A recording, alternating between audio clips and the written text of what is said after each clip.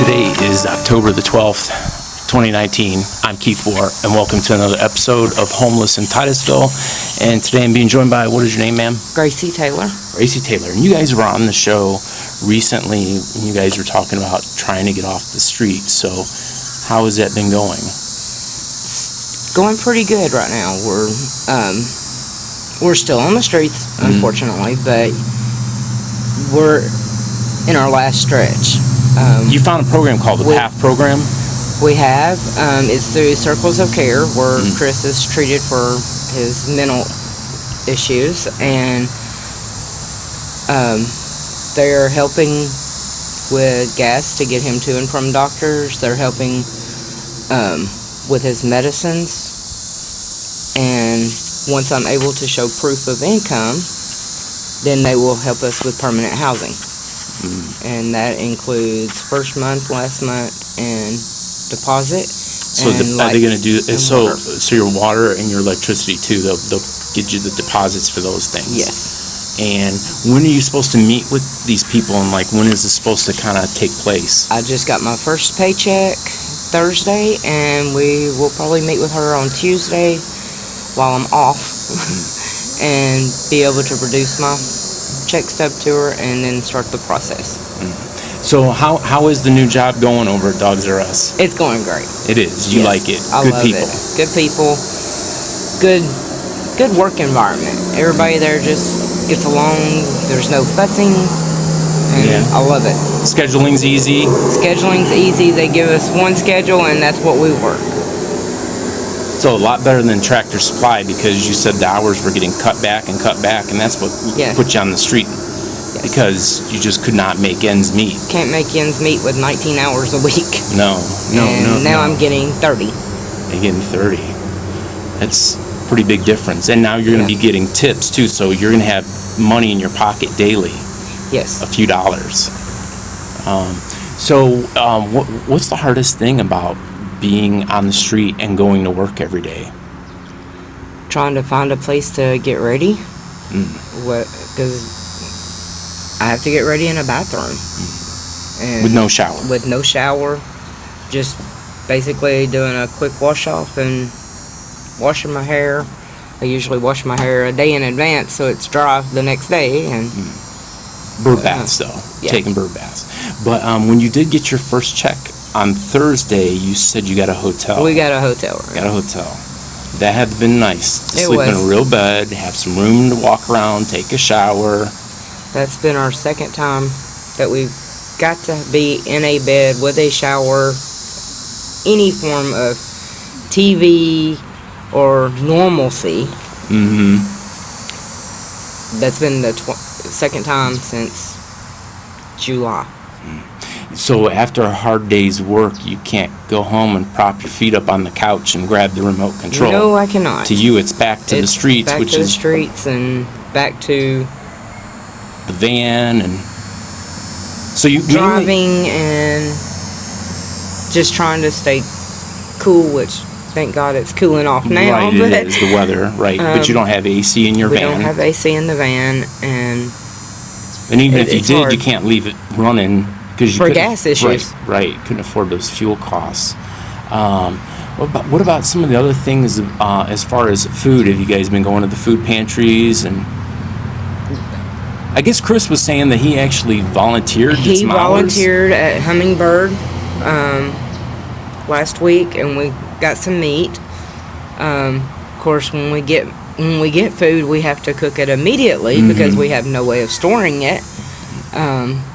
And leftovers, you really don't have any way to keep those other than say 24 hours or so, right, in a cooler, because food safety. And we don't really have it. We have a small cooler that we keep his insulin in, but right, that you need to keep his insulin cool. Yeah, and so with his new medications and stuff and his blood sugar, has that been affecting his blood sugar? His blood sugar is out of control, and his mental. Right, and it's out of control. Right, it's affected his personality so much that we decided to do this with just me and you, because it's changed his personality a whole lot. He's become more passionate about being on the street, and it's just He's got a little bit of a quick temper, and then he starts talking about like he just goes off just on a different, like there's no continuity to his conversation. It's just all over the place. Like Yes. whatever comes to mind, he spits it out. yes, So that's a big change in his personality. it is. And how are you dealing with that? It's as his wife, it's hard, but I just look at him and be like, "Hey, calm down." Right. Yeah. Right, but you can't be there all the time because you're Right, because I am at work. You're at work. And it And kind of he's- scares me because I have to leave him, somewhere while I go to work, and the wrong and he could be person, sets him off. and it scares me. Yeah, I'll bet. It worries me. But the reason he doesn't work is because he's currently filing for Social Security disability. Right. And he's got... Oh, he wants to work. Right, he does, but he has a lot he of physical cannot. issues, surgeries had on his back. He's got a 6-screw fusion cage. He's had a MRI done last year, which now shows his spine is more affected above the fusion cage, where the cartilage is now deteriorated, the bones are deteriorating. His sugar is out of control. I mean, That's probably most of that from the mental we got a hotel medication. room, and he told me he felt sick and went to the bathroom. Next thing I know, he's passed out in the bathroom floor. But you guys didn't have to take him to the hospital No. or call an ambulance? No, because once I can get him back to, and that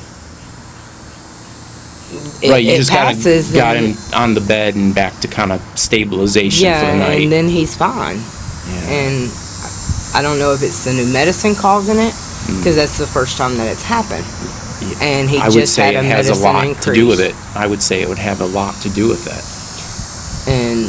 But yes, the medicines he's on metformin, glipizide, and Lantus, all for his sugars, to try to keep it under control. And being homeless does not help that at all, No, because he no, doesn't get the proper nutrition he needs. Right. You guys are always out in the heat or the rain or whatever it's doing outside. That's where you guys are stuck. Yeah. You guys are stuck dealing with that. So it's a constant battle with the sugar. If he doesn't eat, then it gets too low. If he eats something, it's usually not healthy for him, and then it goes sky high. Right. He has been sent since our previous interview, he has been sent to the hospital twice. From the doctor's office. Oh, okay. So the doctors actually thought it's severe enough that they should Well, call. his blood sugar had went sky high, his blood pressure had bottomed out.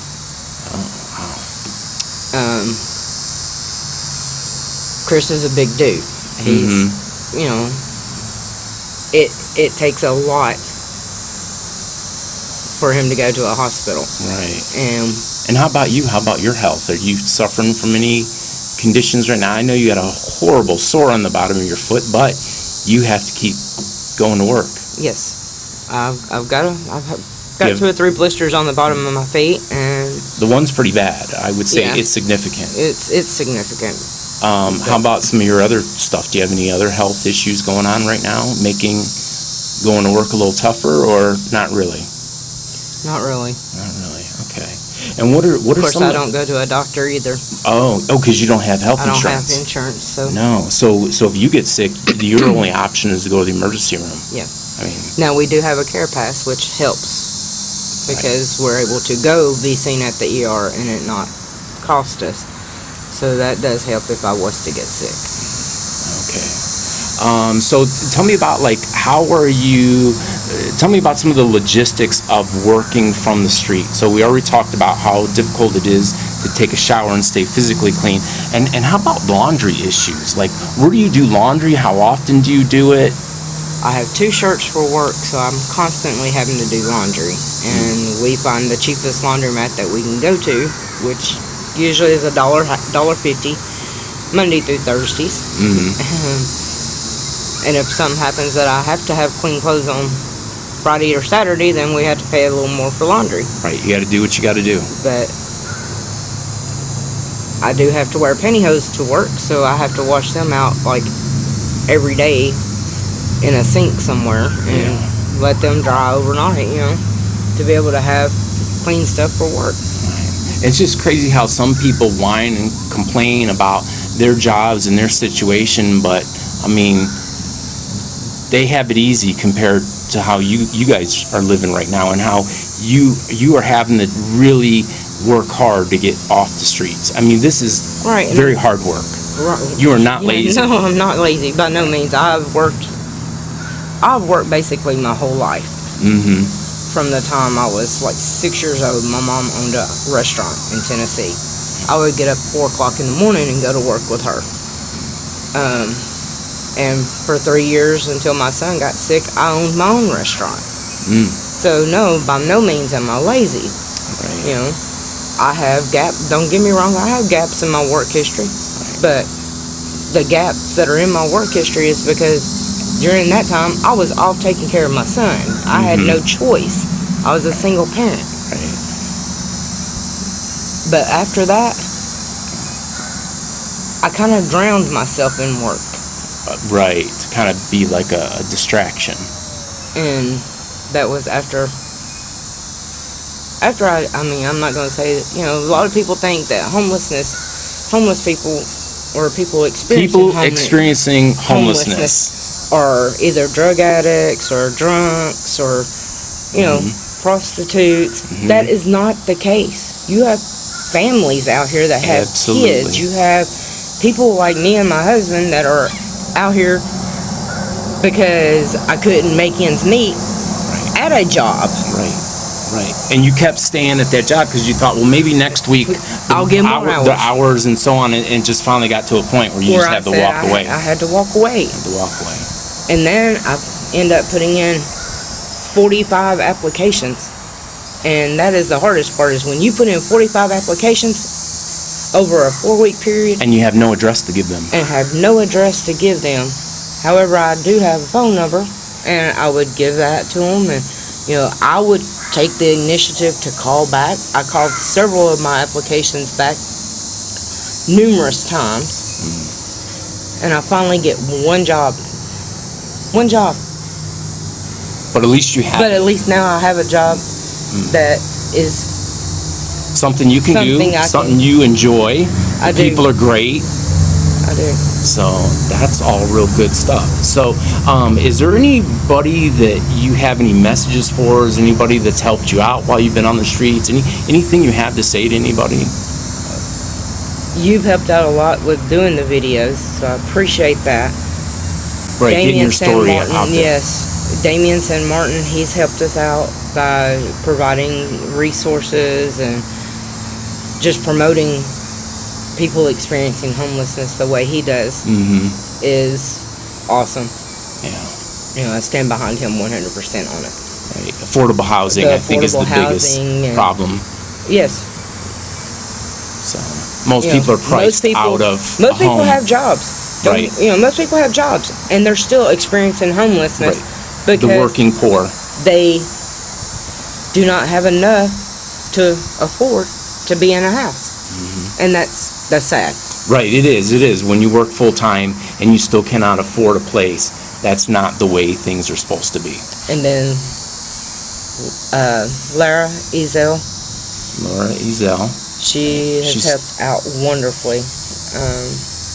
And then I gave you guys some laundry tickets. Yes, from the church, that they were nice enough to mail those to me. I appreciate you guys.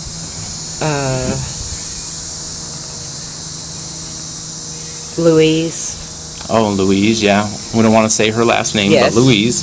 She's awesome. She has provided us with numerous amounts of food and just things that you we desperately needed. Places where we could go take showers. She has told us about, and I'm so thankful for that, because there's places that I didn't know that I could go take showers at.